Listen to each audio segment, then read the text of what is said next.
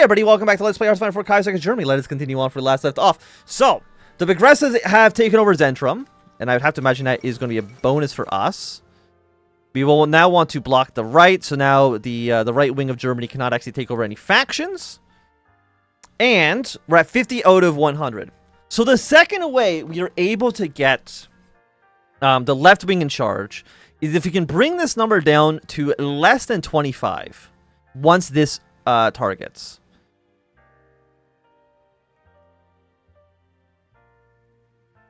I mean, it looks like I can just like take all of these. Or can I do one at a time?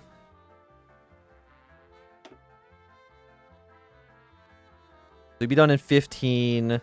What if I just take all of them? This is going to reduce it by 45 points. And I think that'll be good. I mean, it's going to... Oh, no, we're losing 30% fucking political power gain. Do I care? Like even a little bit, do I care? No, obviously I don't, because we're already getting like 0. So I don't think it actually matters in any way, shape, or form. Okay, so we do have some public work projects down here. It reduces the points that you need. That's cool and all, but they are also 40 political power, and we're at negative. We're actually losing power right now. So, like, what do you want me to do about it? Okay, the communists have called for an armed struggle in the Ruhr. Now, I'm pretty sure they cannot succeed. I don't think Germany can go syndicalist. For obvious reasons. I mean, it basically just break the game. A trade delegation from Argentina. Yes. Haitian president has asked for support. Let's give the Haitians some support here. And the Rhenish and Westphalian sympathy strikes. Like, obviously, things aren't great, right? Like, obviously. Currency 50 will gain 10 for every days. We got some saboteurs and agitators in the Ruhr. Almost certainly from the Commune of France. Also, did I waste a bunch of political power points? Hey, no, okay, we're fine. So what do we want to get? What did we just take? Oh, we took you. Price gains, guaranteed leading roles of trade unions, massive public works. You're all 42-day focuses. Okay, so what are you? You allow us to remove a little bit of the debt. Honestly, that actually would probably be useful. Protest in Ukraine. Okay, let's... Supporting the Hetman may be costly in there for now, but guaranteeing that he remains in power may reap the benefits in the long term. I will give him the support that he needs. I will deny my own... Just going to go down to 5. And then in 2 days... Is this going to automatically complete because you brought it down to 5? Because again, I mean, we can actually check in this. Path guides. It says here, alternatively, in the Ruhrkampf, which is this, ensure the intensity of the uprising it becomes lower than 25 when the repeating mission fires, which it has. So is this going to lead to the SPD succeeding? The Social Democratic Union supports a Ruhr strike. Despite their additional hesitation towards union action for political gains, the General German Trade Union Federation, one of the largest trade union organizations in the empire, and an affiliate of the SPD, was closely monitored by the press and the public ever since the beginning of the Ruhr strikes. As the SPD is seen as an opponent of Schleicher, their trade union joined force with the socialist strikers may be exactly what they need to take down their despised Reich Chancellor. The Federation new outlet, Die Arbeit, answers this question. Trade unions within the Federation were called to join on the strike, though with reservations. Their fight should be for the rights of workers and for political reforms, to the relation between capital and labor, and not foolish attempts at revolutionary overthrow. 100,000 workers across Germany have thus far joined the Ruhr strike, further paralyzing the industry. Okay, we're now at 15. Now, I will say, it was below 25 when the repeating mission striked, but what do I know? Okay, more people are angry at us. But, I mean, that just is something that happens, right? People are mad. People... If there's one thing I know in life, is that people love being pissed off. Have you ever been on like Twitter or anything like that? The general strike is underway and the Rhine has claimed its first victims. I think this is, yes, let's reduce the points here. We will compensate families. Siamese Revolution. And you're for agrarian centrum rights. So we'll go boop, boop. You're now at 226. So you have the votes you need for the new, for the no confidence vote, right?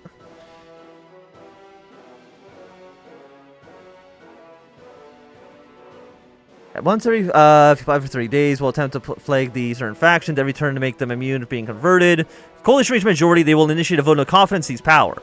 As Schleicher, you must stay in power for as long as possible, and have access to the Folk Street branch to aid you in doing so. Well, again, we don't want him to stay in power. So I think maybe when this repeating mission fires again, we will see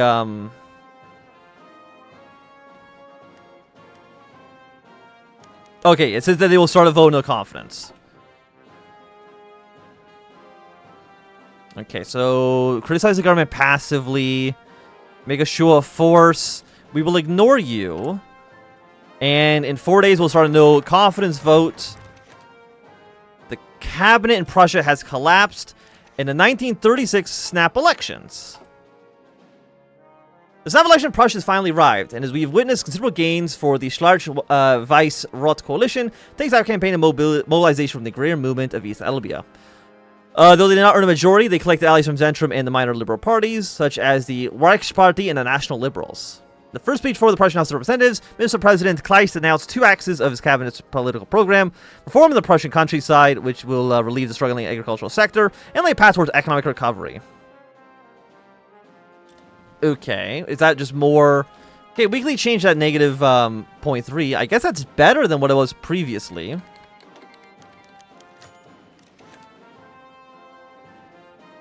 Okay, we completed you. This will be a victory for democracy. Schleicher moved and voted no confidence. The appointment of Kurt von Schleicher was a slap in the face of the Reichstag, who had been fostering the process of parliamentarianism in the German Empire for the past few decades, and yet suddenly saw their informal role in forming governments be challenged. As such, no matter if they were on the left or the right, the Reichstag began to plot, seeking to overthrow the Reichschancellor with the power of a no-confidence vote, granted the Reichstag in the constitutional reforms of 1920. The SPD and its allies, an informal alliance known as Democratic Union, ultimately took the lead, forming a majority in the legislature and initiating a no-confidence vote, citing that the Reichschancellor could no longer manage the government under these conditions and must step down. Though Schleicher fought to the best of his ability, he was unable to break the will of the SPD, and he was forced out after a majority vote. His role in history will thus far be a mere interim period, an independent who led Germany for a few brief months before handing the realms over to the government of Hermann Müller. For the first time in the Empire's history, the Social Democrats have been begrudgingly appointed as the Reichschancellor. All of the Empire's resistance and conservatism could not stand against the march of history. A victory for democracy! In the streets of Paris, Berlin, and New York, the German Empire has always been stereotyped as a country of Junkers and soldiers commanded by the Kaiser like a general commanding his regiments. But that could not be further from the truth. Since the very beginning, the force of democracy fought against a deeply rooted aristocracy, the interests of the reactionary business owners and corporations, the influence of an all-powerful Prussian army, and the machinations of the monarchy. Among the workers, the Social Democratic Party arose and became the most powerful party in the country. From the heterogeneous conflux of German liberalism, a united liberal People's Party ultimately formed. Within the Catholics, a desire and will to reform the empires towards inclusion and democracy finally took over. Today, a union of democratic forces have vanquished reactionaries of the conservative nationalist bloc and the deceitful rise of power of the militarist Schleicher. It is not led by a weak figurehead appointed by the Kaiser or a moderate selected by the liberals or the Catholics. No. For the first time in the history of the German Empire, a social democrat holds the office of Reichschancellor. Hermann Müller, leader of the parliamentary group of the SPD, has assumed the position and will chair a cabinet composed of representatives from all the members of the coalition, a partisan government through and through. Already hopes and dreams race in the Social Democratic leadership discussions. What reforms will they finally be able to push forth? Finally be given the means to do so? Has it time for a second parliamentarianization of the empire? What can be done to make the democratization of Germany permanent? And what challenges can they expect from the right that will surely be bitter in their victory? They get 20% stability, Social liberals and the conservatives will join our coalition, which is great. And the Leichnick program. The Alpha program, adopted in 1891, was adequate in unifying the party before the revisionist debate and keeping it steady during the Weltkrieg. But it was no longer relevant in a parliamentized system that was adopted in the March of 1920. The defection of the radical wing of the party and the revolutions in Paris and Russia also required the party to find its stance on these tremendous changes. Thus, in 1922, a national party conference was held in the Schlesien town of Leichnitz, where, after several days of deliberation, a new party program was adopted and remains a primary guard for the SPD policy to this day. The Leichnitz program retains the Marxist fundamentals of the party, such as the concept of class struggle and the eventual transition to socialism, yet is noticeably more vague in their shape and form. It is more accepting of non-proletarian membership, such as agrarians and white-collar workers, and declares the SPD's medium-term priority is a democratic parliamentarian government where workers can express their interest, defend their rights, and grow their class consciousness. Its constitutional goal is to reform the empire into a fully parliamentary monarchy. The achievements of the March Constitution must be defended and expanded further. The people should become the primary source of power in the German Empire. Practical demands, including nationalization of rail, coal, and steel industries, welfare program reform, social housing, cartel busting, and civil service reform. In the election of 1936, SPD candidates campaigned on these programs rather than distant goals of constitutional reform. So the party is under pressure from its voters to keep their promises. Our promises to our constituents under the Leadership program will require us to constantly implement practical action under the foundations of the welfare state branch. Presumably that is here. This will bypass. So this doesn't actually, when it bypasses, it doesn't actually give them the points, right? Okay. Escalate the Rumcon situation. I don't know why we'd want to do that. Okay. Led by the Social Democratic Party, the Democratic Union has taken power in the Empire, and now pursues an agenda of common sense welfare and constitutional reform. So Agrarians are not in the coalition. The minority bloc is not in the coalition. Active mission relations in the coalition. There will be a chance for tension between the government and the members of the coalition.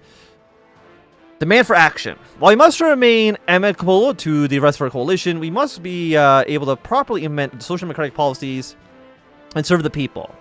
This mission will be removed upon beginning the Weltkrieg or the completion of every national focus that increases the length of this mission.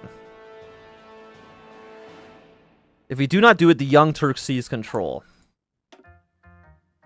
So that is every mission that increases the length of this focus. Okay. I understand.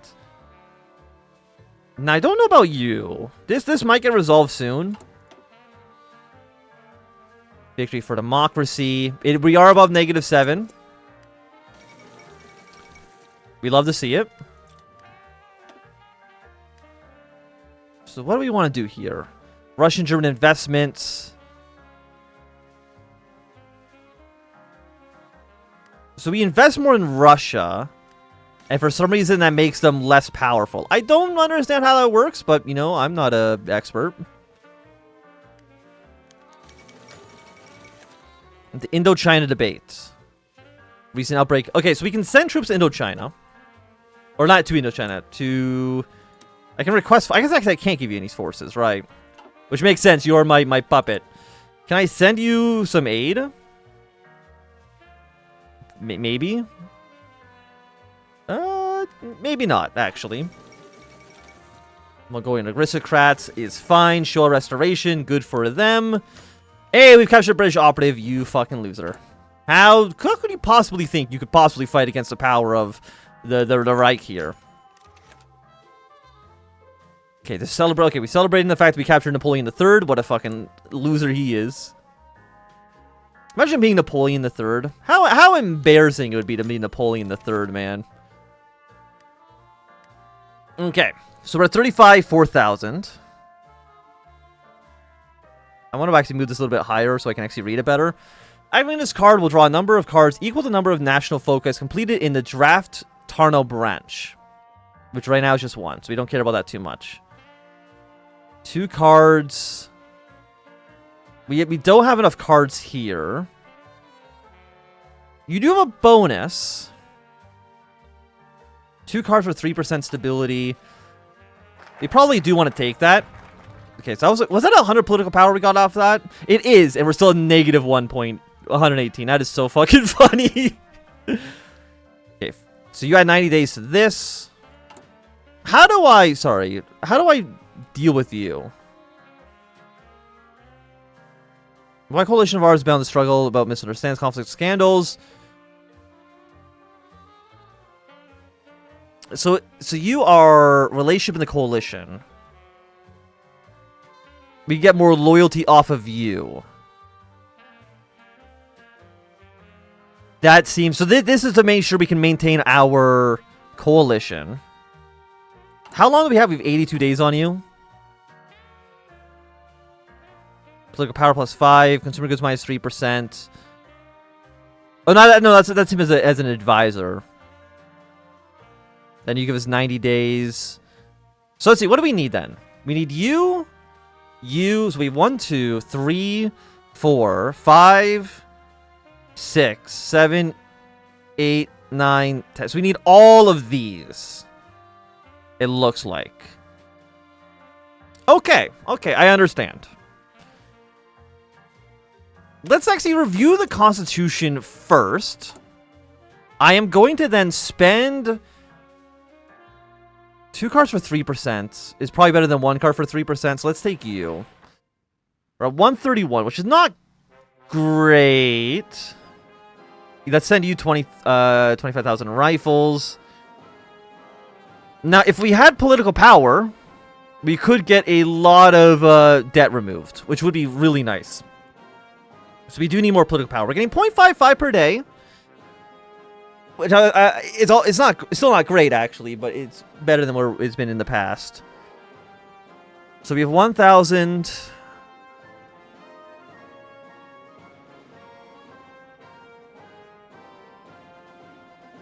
So we're looking at investors. It's 1,000, 1,500, 26, 25. Which is not... And then you recovery cards, and you want a reform card to be played. Do I have a reform card? No, I have 3 recovery cards and a relief card.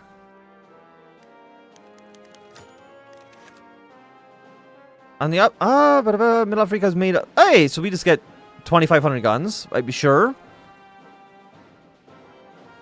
I wish I had a reform card. I think that would be nice. We have 71 days for you. Where uprising goes up. And then this will go down to -7, which is not what we want to see. Uprising in Ukraine. Thing is, like, we can change the crisis type, but unless that affects, like, let's say one of you, probably you more so. It'd be a 50% bonus. If we had... No, even a 50% bonus wouldn't actually do anything, right? Because we're at 15, 26... Even if you got a bonus of 50%, that would only get us to 31. So I think we just take the L. I don't think we can actually win this round. Also, we don't actually draw any cards if I don't do this. But we do, if we can take more focuses here, it gives us bigger card draw. So I'm assuming if we take Belgium, I'm guessing if we take all of these, that allows us to draw 6 cards. Which would be pretty good. Okay, let's move our units to this line, please. Hey, Belgium, my boy. What are you doing, huh? What's your idea? So you're gonna go with the 15. That's fine. The Belgian Revolution. While we are busy solving our problems, Albert, king of the Flanders Wallonia, has been deposed and sent packing by his people. Even though this is an outrageous event, has been handled the situation carefully, as the war will hinder our recovery and may provoke syndicalist aggression. Let's try to negotiate with the Belgians. If they want to be independent but in the Reichspakt, that's fine. But I would like... Because here's the thing. We do not want you to join the Entente. Entente Belgium is dog shit.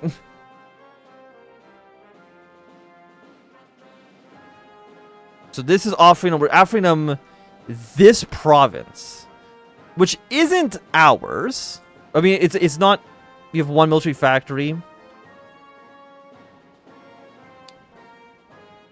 Even though we agreed to nearly all demands and almost reached an accord, the Belgian Prime Minister suddenly rose up and declared that no treaty will be signed unless we hand over Luxembourg. This was met with protests from our outraged delegates refusing to accept such ridiculous demands. Some see the sudden about